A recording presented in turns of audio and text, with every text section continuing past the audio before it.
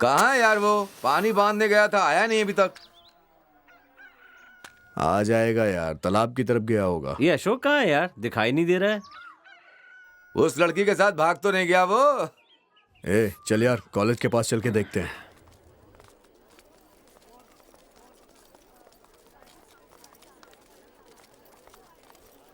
ए कहाँ चला गया यार? उसका बाप तो यहीं बैठा हुआ है। चल पूछते हैं। क्या हुआ बेटा? अपना देवा 2-3 दिन से दिखाई नहीं दे रहा है, कहाँ गया है? हमें तो लगा है कि आपने उसे गांव से बाहर कहीं भेजा है। अरे अगर जाता तो तुम्हें बता के जाता ना। चाहे कुछ भी हो, पुलिस स्टेशन जाकर उसके नाम एक कंप्लेंट जरूर लिखवा देना। अरे नहीं भैया, नरसैया को किसने मारा ये तो पता नहीं चला अब तक। अब मुझे ढूंढ के देंगे क्या? वो लोग पुलिस स्टेशन जाते और जाकर सच पूछते क्या है तो पता चलता ना। जाने वाले तो चला गया, मरने वाले से हमें क्या मतलब कहकर वो लोग तो जाना भी छोड़ दिए और पूछना भी छोड़ दिए। तुम उन लोगों की तरह कभी मत बनना। कुछ भी हो तुम दोनों पुलिस स्टेशन जाकर एक कंप्लेंट देकर आना। हाँ राधा, वो लोग बिल्कुल सही कह रहे हैं। बेहतर होगा पुलिस के पास जाकर सब कुछ बता दे। मौसी, मौसी। क्या है बोलो? अशोक कहाँ है? मौसी दिखाई नहीं दे रहा है। कॉलेज में कोई ट्रिप है, वहीं गया हुआ है। ट्रिप कैसा? ए लवर को छोड़ के वो अकेले ही चला गया क्या? सेठ तो पाई पाई का हिसाब रखने वाला इंसान है। वो हजारों रुपए खर्च करेगा क्या? तेरी बात भी सही है। चल आजा चलते। चल यार।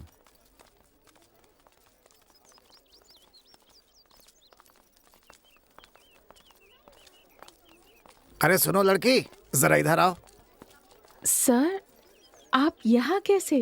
किसी से मिलने आए हैं क्या? अरे नहीं, मैं तुमसे मिलने आया हूँ। ये लो लेटर। ये क्या है सर? अशोक ने दिया है, तुम्हें देने के लिए मुझसे कहा था उसने।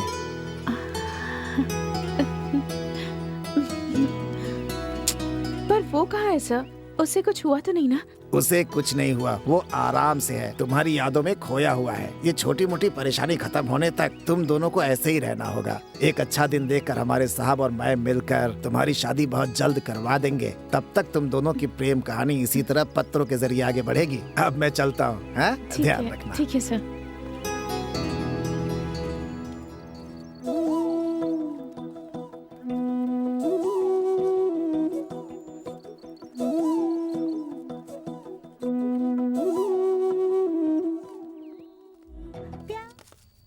पारो, पारो। क्या हुआ? इतने दिन तक कहाँ थे? देवा यहाँ आया था क्या? आप लोग आते हो तो 6-7 लोग साथ में आते हो। वो यहाँ नहीं आया था। यहाँ नहीं आया? कहाँ चला गया होगा वो?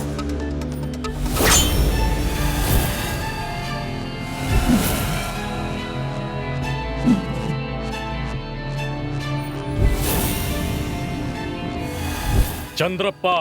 जी साहब जी। बेटा नहीं मिल रहा है, ये कंप्लेंट दी थी ना उन्होंने? वही उस देवा के माँ बाप ने।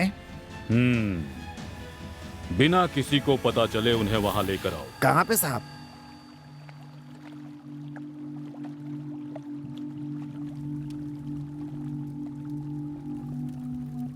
हमारा बेटा मिला क्या साहब? आप में से किसी को तैरना आता है? मुझे आता है सर। तो इसमें कूद कर देखो, मिल जाएगा। साहब ये क्या कह रहे हैं साहब? आपके बेटे को मारकर नाली में फेंके 15 दिन हो चुके हैं। अब तक तो उसकी लाश को पानी के जीवों ने खा भी लिया। देवा! देवा!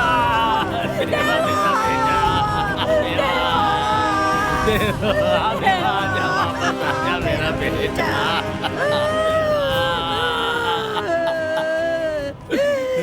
साहब जी, किसने मेरे बेटे के साथ ऐसा किया साहब जी? जोगी ने। जोगी ने? ये क्या कह रहे हैं? ये आप क्या कह रहे हैं वो साहब? दोनों एक माँ के बच्चों की तरह थे साहब जी। तरह थे, एक माँ के बच्चे नहीं थे ना?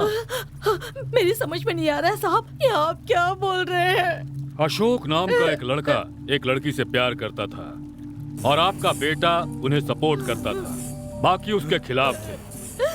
क्योंकि आपका बेटा उनके प्यार को सपोर्ट करता था, इसी वजह से उनमें आपस में काफी लड़ाई झगड़ा हुआ।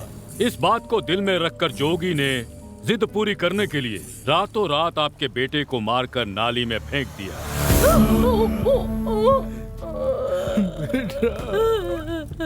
वही आपके बेटे का हत्यारा है, इस बात का कोई सबूत नहीं। शक की बुनियाद पर यदि अरेस्ट किया तो केस नहीं बनेगा।